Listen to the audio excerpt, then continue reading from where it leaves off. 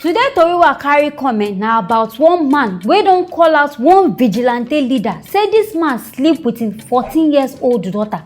Now what things they happen? E be like say this rape case where they happen as we dey complain. Now so the more people now they come outside come they do this one. But according to the papa, Mr. Okwe, he talk say this raper wey name na Chinedu. He notice say on that particular day nobody there around. Now there this man can't drag this 14-year-old girl. Can't go forcefully sleep with this girl. In fact, wetin come vex me pass now. After this man don't satisfy him pleasure, he can carry 1K give this girl, say make this girl get out. Now so now they do am now. After which you don't defy person pikin, you can't carry chicken change. They give her say make she get out of your place.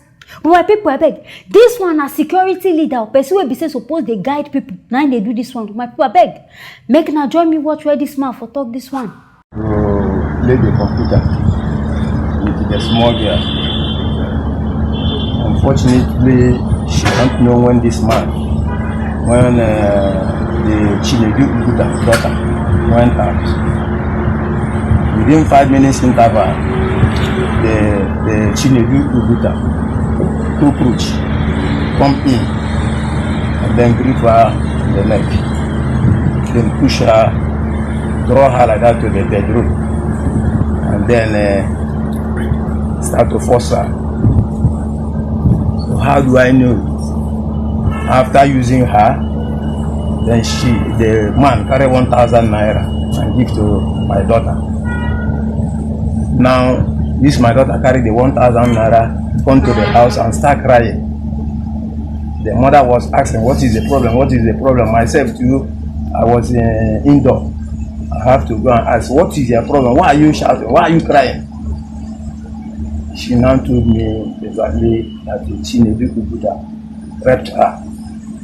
I said, okay, I carry water pour for my body, then move straight to Okuzi police division. Reaching there, this Chinedu Uguta, he was once Aga village, Aga community vigilante chairman. So after all said and done, all I did is when I reached there, small time they called the man just run call. Say this. After immediately, I was shouting, crying. So with the multitude of people, after sometimes they just give him relief. I say, how can you bear somebody like this who defied a lady, a girl of this nature? Then you release the man. Now wow. But first, I get very glad say this girl fit come outside. She get the confidence to follow her papa talk. Say, daddy, mom, you now like this man do to me. Because now no say the children of nowadays they go rather keep quiet. Say they don't threaten, they say they go kill them. But at least this one no fear. This one come outside, can't go talk wetin happen. But I beg, I won't blame this Mr. Chinedu. That 1K where you carry take give this. I beg, why you no carry this your dangling thing go a shower place? Go pay that 1K for there. Instead of come defiling this small girl. So I beg, if say this girl no talk now so you go there, they carry this girl every day. They sleep with her. But now no wetin come surprise me for this whole matter. As this one happen, now there this girl papa Mr. Okwe come carry this matter, say make him carry this matter go report to police. Una no go wonder wetin our police do. Because say Chinedu na head vigilante, una no go believe say they release this man. They no even arrest him as they do some time questioning. Carry phone call, make call. Now there the thing end. They no even carry this man. Say, okay, this thing what you do, it dey bad. They no even reason am. Okay, now Oga police, the papa don't talk. Say fine and go. She be on so una doing an investigation. Where the police report, I been a doctor's report. I won't see be na true, I been a lie. These police people talk say lie. They no go give this man the report. I beg since when police start to they do conny like this. Because me, I know someone they do and see it just be say this one, it just dey too pure. In which one I know say this man in dey very, very wrong. But still honestly they support this man. And this man now they claim say now Okozi division for River State now their police station now they do this one. But the thing they baffle me. Because how be say on go they hide this kind of person. Now the worst of it, the worst of all, on never hear anything. Now this policeman now won't come confirm say okay true, he won't know be they rape this guy. He won't carry tissue. And I no go believe man or police officer carry the tissue tell this guy make him open in V say he won't come. I beg wetin you dey extract. Now your thing you put there I be because I know they understand this whole thing. Abeg, since when police turn to doctor? Wey be say na dem now come carry dem tissue, dey comot fluid say dem wan go do test. I no dey understand Nigeria.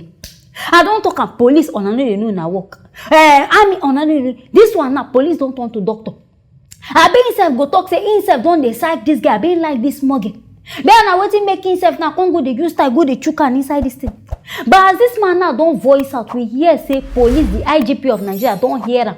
And he don give them time say make this wetin they even call am Okozi division, make they bring out this Chinedu of a man wey commit this kind crime. And Mr. Police, you do one small mistake. If say na me plus the police officer wey chook hand for this small girl, in fact they suppose arrest himself, because I dey very certain say they don give this man bribe. No how wey be say you no go collect bribe, wey be say you no go dey hide this matter. So I dey very sure say this man sef don collect this thing. He don collect small money hide for somewhere. But I hope say this Mr. Chioma abi na Chizoma, he go see the case settle, because na no say inside Nigeria if you no get money, if you no get connection, na there your case go die. I hope say this man, God go help am. He go see 5 person wey go help am fight this case. Anyway, my people, now here I go end am for today. If you get anything talk about this one, make una write am inside the comment section. Make una stay tuned for our next story.